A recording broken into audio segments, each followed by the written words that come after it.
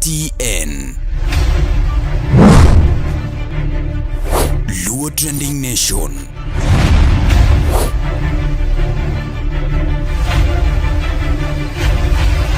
Mopandi inyenyo elela.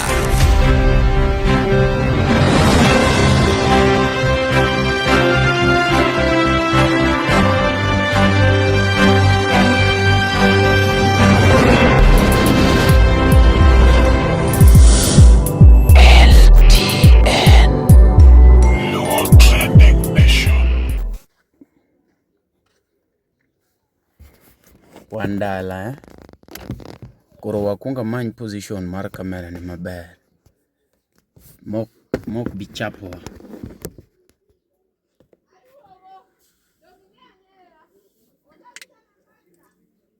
nyakwar mogi ma iluongo ni Umari Nash Umari chieno jambone mbele Umari the truth meter and wane higa manyien 2026 and anto pod abiro wache kaka en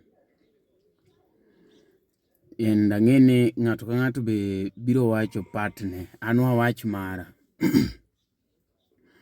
aneno dhap Akothee gi Wuod Fibi jok ma nikor Wuod Fibi pako Wuod Fibi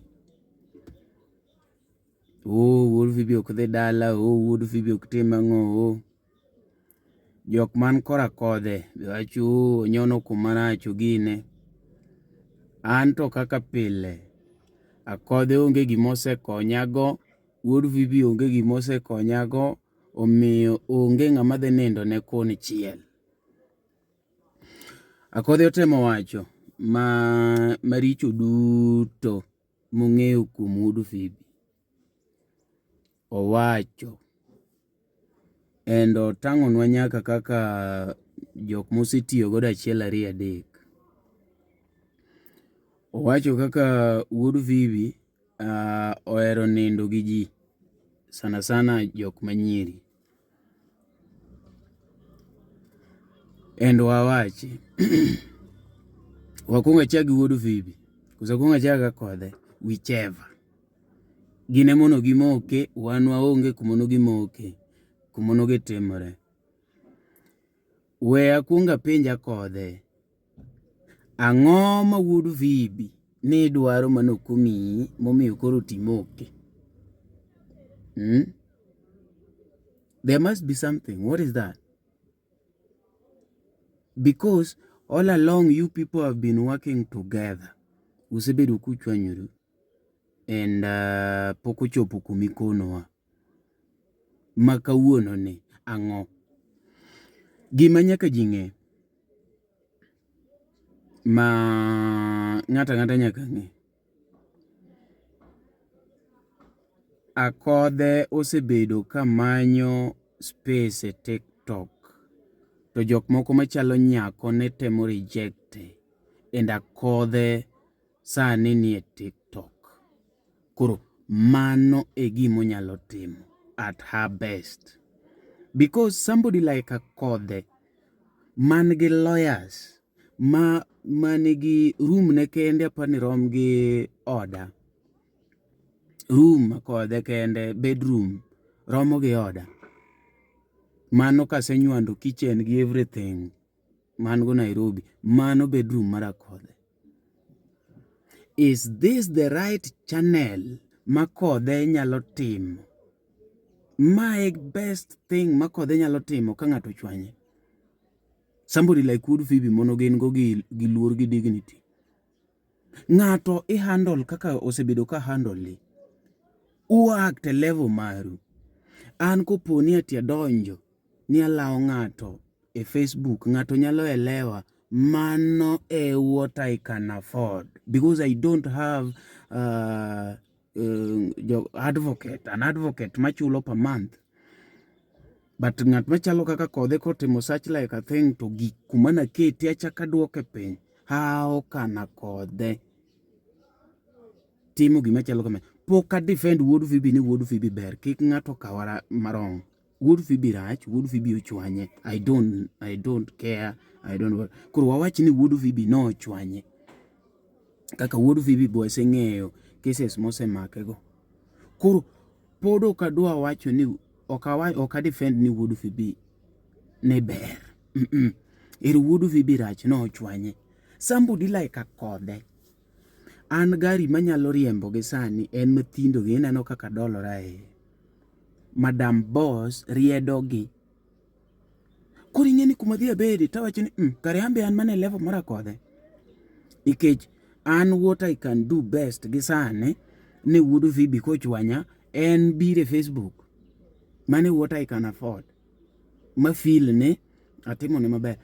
Akothee ok nyal summon Wuod Fibi e court. Nikech Wuod Fibi to osebedo kuo tuomore godo. Wasebedo kuo tuomore go e mbui ka, e ajawa ka. Koro ang'e field mar ajawa, ang'e kuma ng'ato nyalo stretch machopi.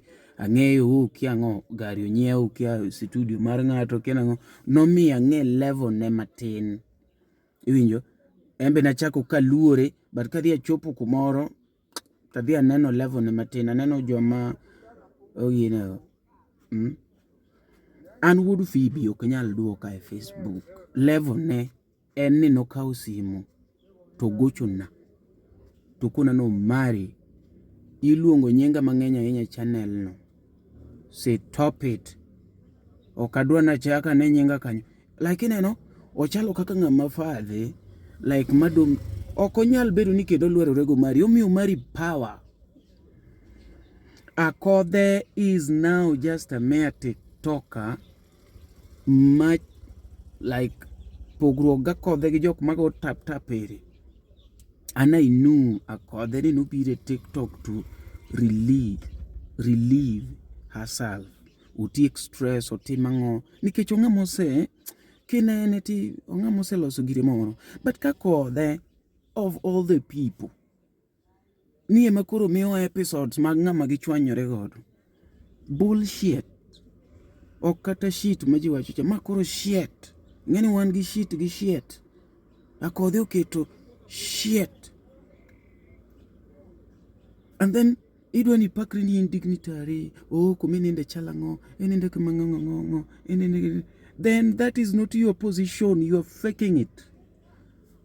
Ineno jo mistrol go gin ambao. Gin Mr. Kede. And ka Wuod Fibi ne ng'ama ber, Wuod Fibi no koningo respond to this thing. Obed no jakosa, obed no timoranare. Because ere pogruok mag online hookers machalo mari gini wajo makata law malongo mwarwa kima onge. Then Akothee ma rooms adek oponge law. Rooms auchiel oponge wuoche. Rooms aboro ni ganda. No. In kaka japesa, in quotes, no ningo bedni handle this thing differently. Maji wachini, oko ningo bedni eti ipush ji to an extent that they start fearing you instead of respecting you. Akothee is not just Akothee, because Akothee ni nyaka ga Akothee safaris. Akothee safaris. And what I saw, me post a Facebook, and when you send Wuod Fibi 30,000, what is 30,000 to Akothee? 30,000, ane pesa, ane 30,000, mano pesa, mane moningo bedni teta. A TikTok amonge gimatimu mane moningo bedni teta. But if you have been spending such like, aneno kiyoro kena $100 to who, I don't want to say nearly 30,000 okay pesa, but cannot lead to an extent manya react on it. Then you would have taken another angle. Akothee, you are respected, but kumichakoni. Okawach ni lauji online raj, but nitiri online hookers, joko kumago online joporo. Makopono neno kati mugi gutiko ni umari no to jakoko. oh ng'ane to jagine, ng'ane to dong timore kaka kamano, Mr. Kede to dong jawang' radio onge gima timo, Ambao to dong gume duong' kama, you know. But Akothee dwaro attention e TikTok, Akothee dwaro attention e Facebook, Akothee uduogo dwaro attention mag online. Inje, mane momiyo kambo oduokore kode to manyambo. Mr. Kede gine koduokore kode to manyo Mr. Kede. Nango odwaro jok mangi that attraction. That is what Akothee is doing. Mane momiyo kata ka jatich mar Akothee, gi chwanyorego, oriembe Facebook, en live e TikTok, to gide, oh, mana to chosha kedango. Gicha kela attraction, yes, but oduoko level mari piny. Inyo. Kata ne mana adhi dala to kuro an gi difference moko gi parents. Mute. Tag agine kamanga alwar kate live no. But Akothee will not do that nikech macha media attraction. But let me ask you, these attractions masa moro wadwaro makelo traffic, do we trade with them? Ng'ama nyalo trade kodi ni kawuono ne yanyo Wuod Fibi? Who will give you endorsement nikech uduokuru gi ng'ato? Tell me. Mane momiyo most of us udhier because we have social capital and we don't have money. And I thought ni jok moko machala Akothee nose go kwano no mong'eyo ni itimo kama. Ng'at machalo Wuod Fibi ka Akothee ugo gache to keto jomoko adek wacho ni bwana wadun udho wugi Wuod Fibi to gidhi. Because these people have been working for a long time. I remember konyi Onyango Jalamo ywak ni Akothee okwalo bitne, ng'amono lao nyi Jalamo moduoke nyakelo is Wuod Fibi. Ni Akothee nokawo bit mar ting ding tung ding tung tung ding ding tung ding, to ne wacho ni gikaw collaborate gi Wuod Fibi mondo mi gitimre nade gikaw bitno. Wuod Fibi nokono nyako nyi Jalamo ne bing'eni mano nok thumi kiani sample go from what that thing is there. Enyake LTN I recorded ka Wuod Fibi lao onyi Jalamo e TikTok because of this Akothee. Kawuono Wuod Fibi oyanye mbui. Okawachi ni Wuod Fibi ng'ama ber, ng'ama ranch majibo ng'eyo. But I don't expect such ng'at machalo kaka Akothee to handle Wuod Fibi like any other person. One, because of her position. No ningo be no handle go professionally. Whether she wanted her money back, whether you stupidity, two wrongs do not make a right. Good. Koro Akothee no ningo be ni kao another turn, one turn minyalo kao en wetiyo gi Wuod Fibi. Iwe awea. Iwinjo. Iwe awa iwacho ni an Wuod Fibi koro gachaka tiyo. There is this thing mono Prince Inda temo. Prince Inda notimo wende 16 and okomiyo Wuod Fibi kata single track. That can be a sign ni nitiere kaka notimo ne Prince Inda gimoro marach to dhi oweyo because Wuod Fibi to ji ywakne. The other time I remember ka Ogaw Bina otimo kia kolabo moro gi ng'ane gi Mbala Mwezi. Nawinjo ka Mbala Mwezi wache interview. Poko migi nyaka kawuono. Jothumbe mono chokore kasto wer ne Raila. Up to date pok giyudo gino. Wuod Fibi wacho ni anitie kaka gidwa panga ni olos gi onge. A lot of artists. But koro iyudo ni ok inyal tieko ng'ato kiwuoyo kuome. Mage momiyo wan pod wa exist. Some people think ni koro nika wuoyo kuom Akothee, then I'm trying to kaka giwacho gi dholuo ni idwa duoko ng'ato dala. Iyo mari wuoyo kuomi, ok duok ng'ato dala kiwuoyo kuome. You empower them. Why? Because one kaka jo socialites, jok mane social media, we rely on the clicks. Whether people are talking about you negatively or positively, that is a click. And as we always say, that publicity is publicity. Whether negative or positive, it's publicity. I love that. So Wuod Fibi can only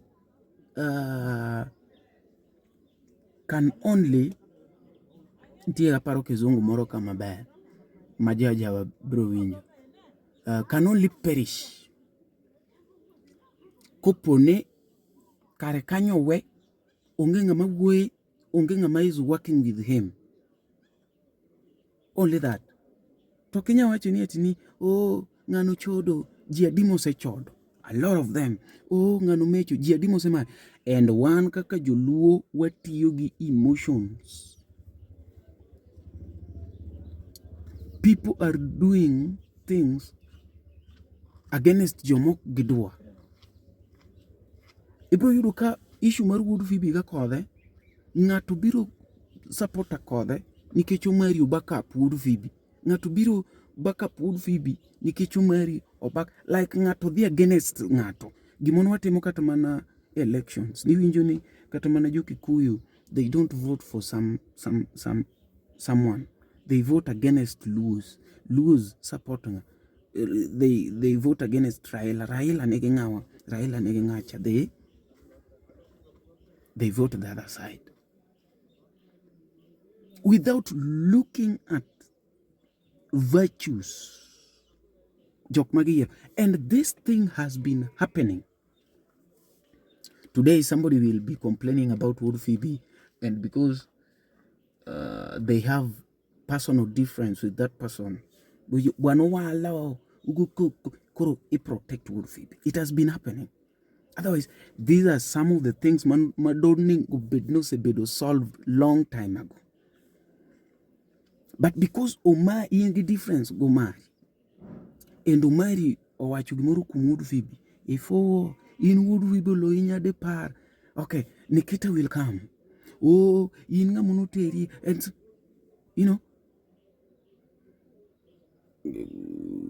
nyako moro biro ka duong nyaka puodi, and it is just a normal thing.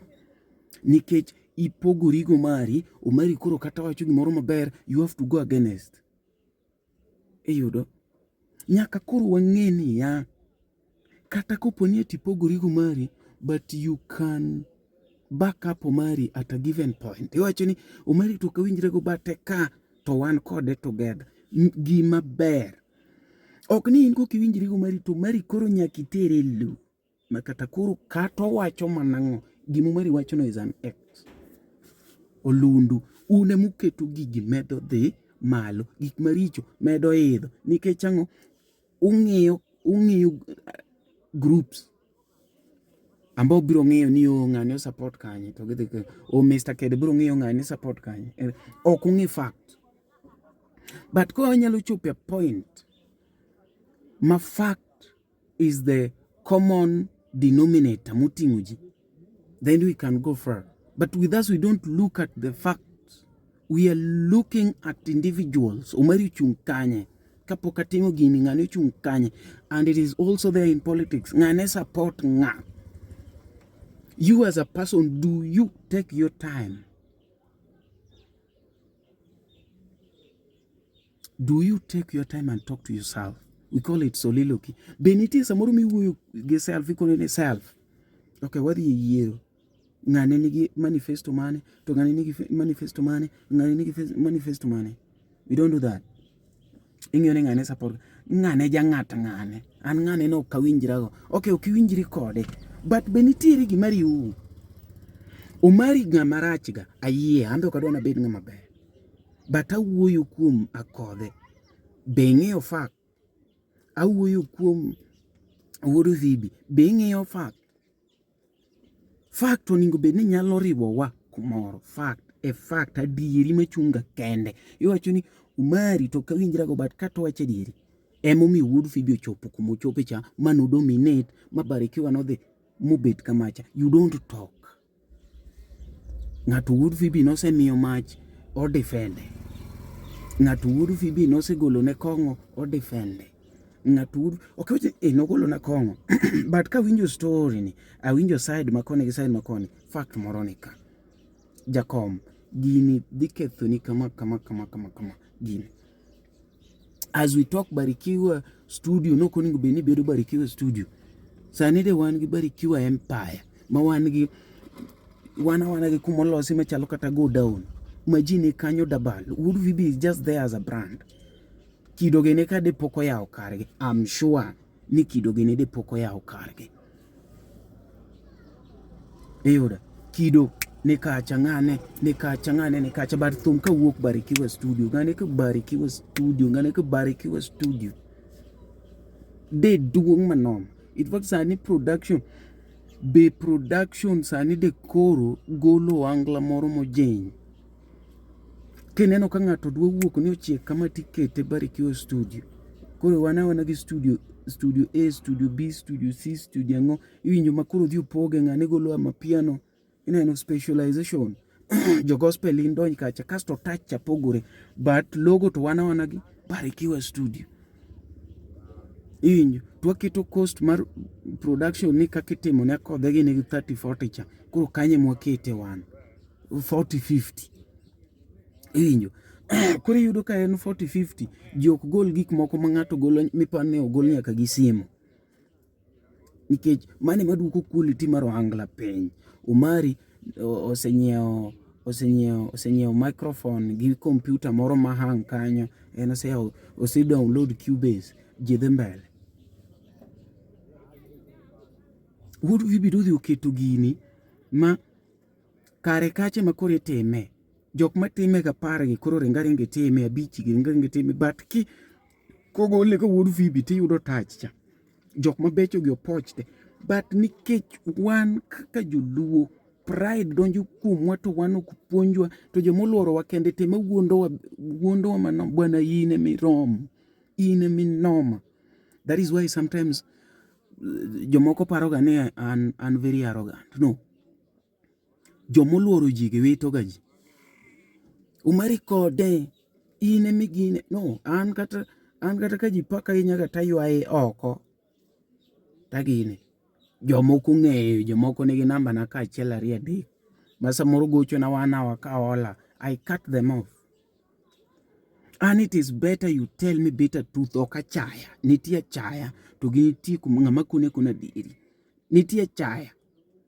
Kasto wan gi ng'ama kata ine mitere out. Inyepo ni toko ni ana feel kama like ugombaka. Ineno. Oka chaya. Mang'ato winjo let gi gimitimo. So that is better. Mane maonge ng'amono konu Wuod Fibi. And people like Akothee, they could not talk at that particular point. Akothee da winjo, seriously. Samono nyiri moko biro ni Wuod Fibi frustrate gi. Ang'omiyo noko wuoyo kanyo. Akothee da winjo. Sama upcoming ne wacho ni ocham pesa gi cha. Ang'o momiyo sane emowuoye. Ji ok nyal winji ka it is only your problem that you can address. Eoda. And that is why I'm still proud, I'm still strong, and I can speak with a lot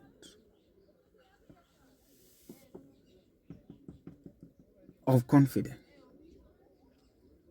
Nikech ane LTN okabi address issues ga kenda.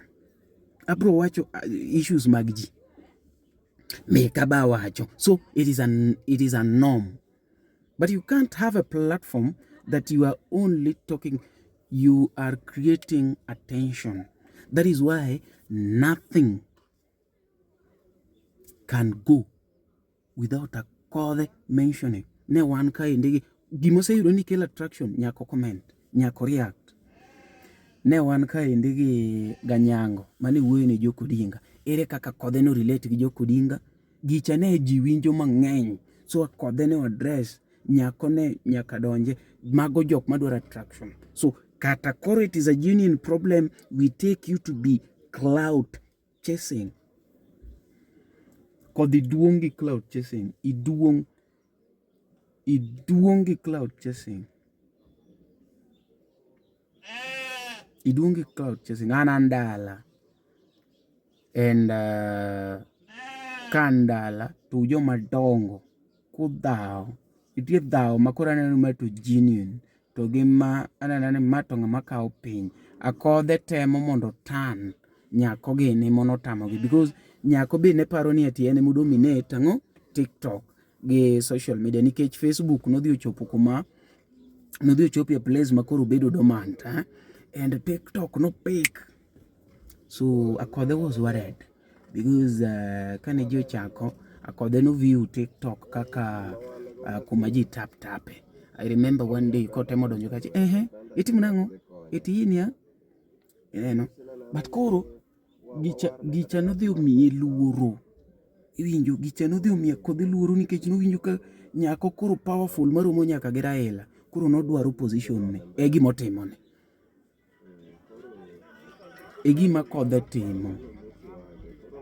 Akothee laro cheap publicity moningo bed ni osekalo. Akothee sani oningo bed ni laro gik makelo pesa, endorsements.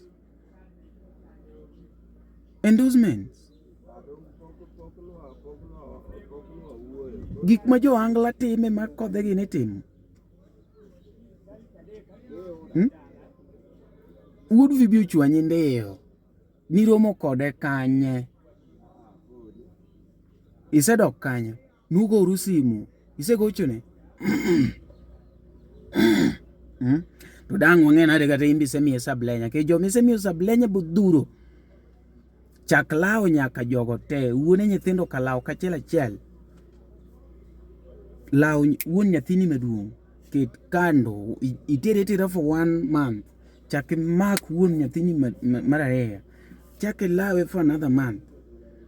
Mane miluongo ni justice emomiyo an gi justice an kata osiepa matiye band ne kotimo marach obo neno kamoko kamera and they know. An iwacho ni no stone will remain unturned. Atimo ga ging'eyo to in ang'o momiyo ibedo selective makoro kumwe milawone. Uchalru un opportunistic ute Akothee ong'e kuma opportunity nitie olawo same gosiepne molawo and osiepne no ka ng'ama ber onengo ling this matter nikech a moment mobiro yawo dhoge achiel obiro miyo Akothee mileage mar wuoyo kendo mang'eny kaka wuoyo no. Mar ariyo odhi fail nikech gigi tang'eni gin gik monotimore yo mar handling ema ng'eni rach ema losene. Jok madongo koningo act ka jok makoro kotieko form 4 sana joma claim ni ati ng'ato dwa chung' to ng'ato kia en boss lady. In boss ang'o? Boss lady pod nigi time mar lao ng'ato wa jok malepo mawacho ni an abiro lawi, they are idlers. Brain ni empty. Iwinjo Wuod Fibi ung'eyo maber kabisa and joge mamiyo Wuod Fibi power. Wuod Fibi cham pesa gi ji biro ywak. Anyalo paro nyaka kwa wa fight ne Steve to Steve pod pondo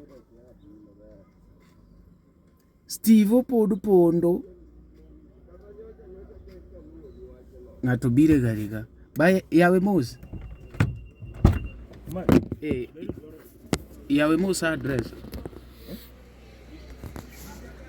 timang'o ba dong nukaw gimore e dhona dong yino morito dong ng'ama kauno awaseketo kauno to dongan asetieko go pichini ane gari okona na luongo to dong kone ni ane gari ya address issue moro ka mondo wadhi uru. I believe ni ati gima natimo na setimo chilari address Wuod Fibi gi ng'ane gakode itimang'o kanyo king'eyo deng'e samoro iluonga ipani ati ni maybe dhi gine odwari okang'ado kamera iduowuoya ambi tinde an Akothee ma kata kibiro kwa pesa majan te ene kamera majan to nanyieo nyoro ambi koro uya gire aye wach majan ka odwa majan ang'e beri ne dwaro odwa dhi nam Odwa dhi no. Oh, to kiwacho kamano, to kiwacho ni ati dwara. Koro majanda kode. Idwara nade? To namba ni. Nyikwara mogi an gine ka wetang ne kuma antiere.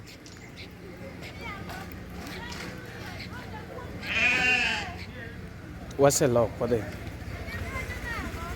Nyikwara mogi an e dho nam. Oh, onego akaw kamera dong.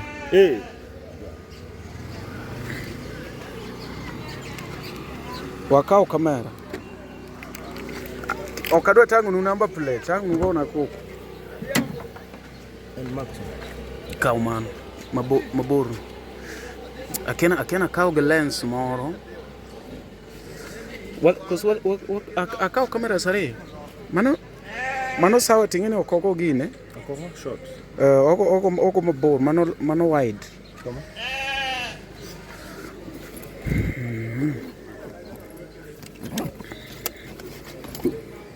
Akono Akothee gini ni giwe walo kodwa. Samono gitimo gige gigo. Wuod Fibi is a very good producer. But osetimo ne gik moko gik maricho. Akothee gini they had power. What did they do? Dong degi stop chon. To gin negi feel ni ati gin of high standard jok mawuoyo go wuoyo. Wuod Fibi onego kos wakaw mana lens. What are they? Low.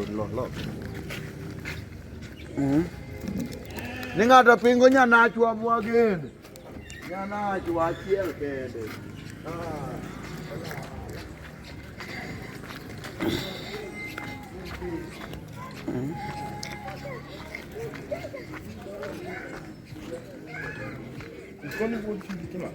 Wuod Fibi pok ineno stoch gi ng'ane? Gi Akothee?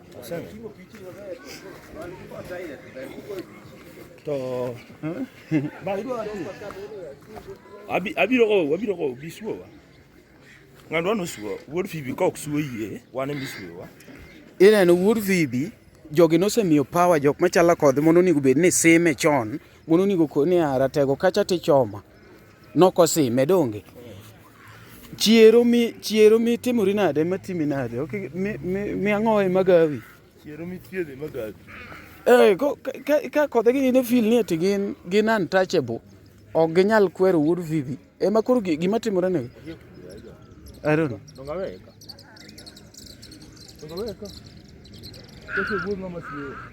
I should ask you where they koro Akothee gini mono ketho gini. They had power to stop Wuod Fibi. They could not. Koro Wuod Fibi adwa ni nyanyasa iwinjo jok matiyo kodi go te nyaka moko mapod odong' matin go cham pesa gi maber onge kuma gibiro terie cham ini yudo kilawo ndiek ini pidho ndiegno ni weuru kiena koro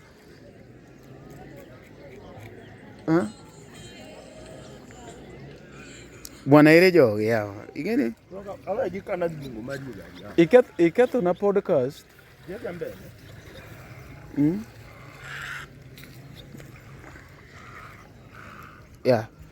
koro my take e gini en ni ng'ato karakta ne kiseng'eyo tichak itiyo kode nyiso ni un gi the same character sani koro differ tu makata difference no pod apenjora ni koso debed ni ne miye sablenya to koromi kosang'o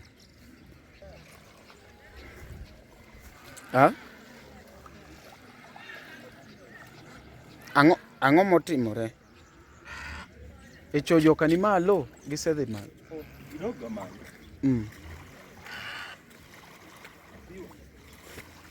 tabit waduogo koni koso wawegi bwana an ng'ama chapa rach na dang' weuru deal koda ka nyathi kamano bwana ang'ama nigi dalane ok unya chapa kamano koro Wuod Fibi ratego manu giri minisechako misebedo ketimo for all those days time cham jogo maber pod gikiaye gilojo mise chamo gang'o. Cham jogo. Gine makan wawuoyo. Jomoko ling' thi, jomoko lawa. Koro anto kiyudo chance ni nyalo chamo ng'ato wuora. Chame ine baz.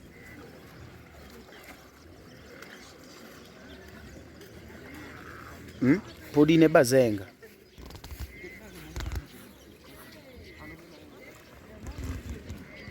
Cham jogo.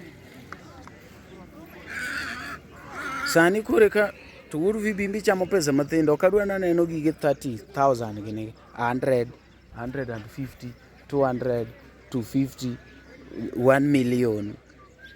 Chame pesa moro manyalo loko ngimani. Me in bende idhi igero gik ma kodhi ogero. Koro kata ka ng'ato yanyi Facebook tigedo. Ng'ato yanyi Facebook tichielo dala. Ng'ato yanyi Facebook iriembo chopa ni ndara.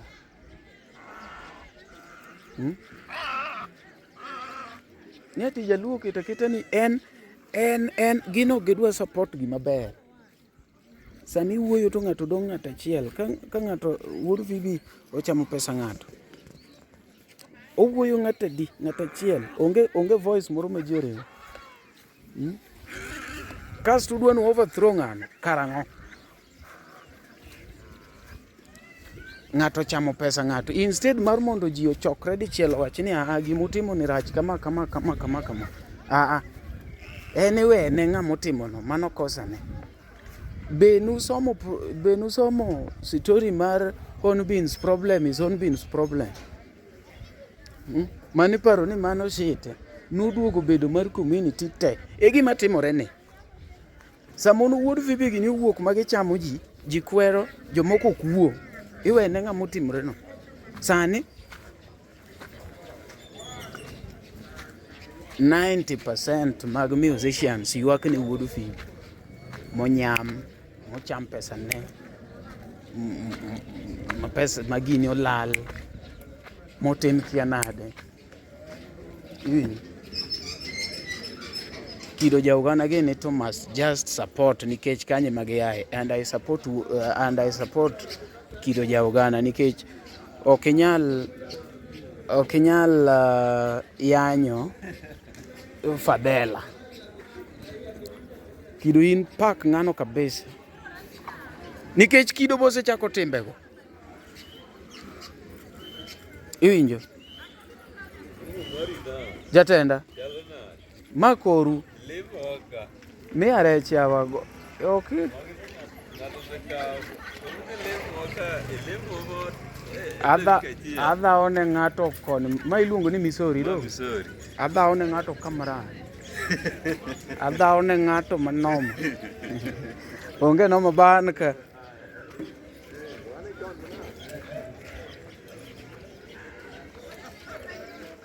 Kido be osechako timego. Iyudo kogolo gine. Ogolo offer. Sani jo offer go nie inbox na teni ogini. Owuoyo negi marach. Iyudo. And mago timbe mag wuod Fibi nyiso ni share the same character. To kiwacho kido onge ng'ama biro wuoye. Iweyi go kendi. Nyaka chieng' moro koro chak nyanyasa ji ma koro oingo society. Ka koro an seche gima biro chung' ta support kida koni baba cham pesa. Nikech ng'ato ningo bed ni semo sama kore kochako mapoko.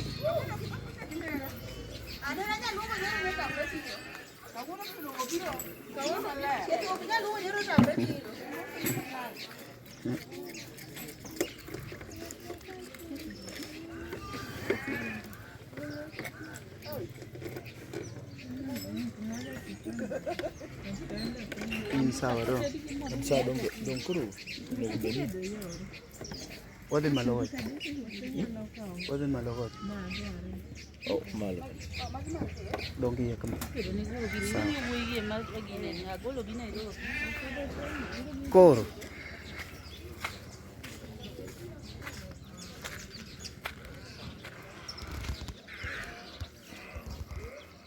Koro. Anto pod abiro wuoyo. Abiro wacha. Ng'ato kachwanyi be sawa. Kindi ng'ina moke gi gini. amoke gi higa mokwongo koso gini tarik mokwongo tarik 1 ayawo kode higa. Ka gimoro osetamou zimo e first level, ochalo gi kansa, kokinyal tieke, kokinyal fighte ka en e level mokwongo miweye moenea, ok inyal expect ni nitiere kaka obiro gine ka koro osebedo e level mamalo. Iwinjo? Koro sani asechako winjo weche moko kowuok kuom kido jaogana kia nang'o. Ibiro winjo kiwacho tiwacho ni bwana we yuare gi kido, werigo ji ok many ga fact. Nitie gimiwacho ni fact ni kanye, gima ng'ano wacho ni bede e adieri more. Iwinjo ma ka ng'ato osemana kwanyi nikech koro maybe un kode gi personal difference. Bwana weri gi kido to bira weri gi kia nang'o omera wabiro gide to level there weri omera yidwa biro chwadi. So adwa donje nam, adhi yie koni, koro ok adwa dhawe pi nikech wadhi bedo e yie gi ji mang'eny. Nitie gimoro adwa dhi timo ei pi koni,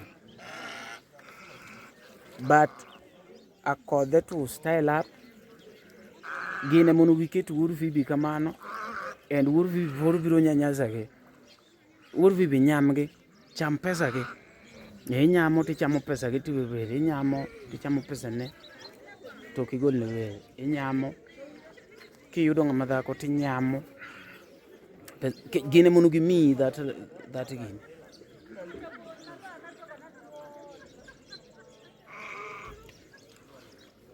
Chieth buok. Nyakoramogi, be isebedo gi achiedh nade ka ipenjori kama inyalo chwalo lendo magi ne jopiny? Obed lendo mag ohala, lando nyasi kaachiel kod lendo mamoko mathoth. Bas, kik ibed gi kionko moro amora nimar LTN Luo Trending Nation ni ka nikech in. Wan kod jolendo man gi oteku kendo nigi lony mamalo mar chwalo ni lendo meki ne oganda. Ne ler mathoth tudri kodwa e nembniwa magin 07 11 92 32 74. Bende nyalo oronwa ote e luotrendingnation@gmail.com. Lendo manimba mana gi LTN Luo Trending Nation.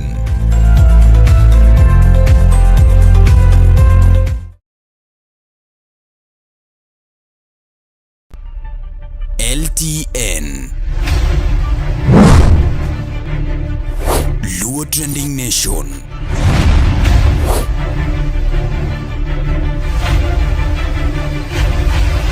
Mopandi inyenyo elela.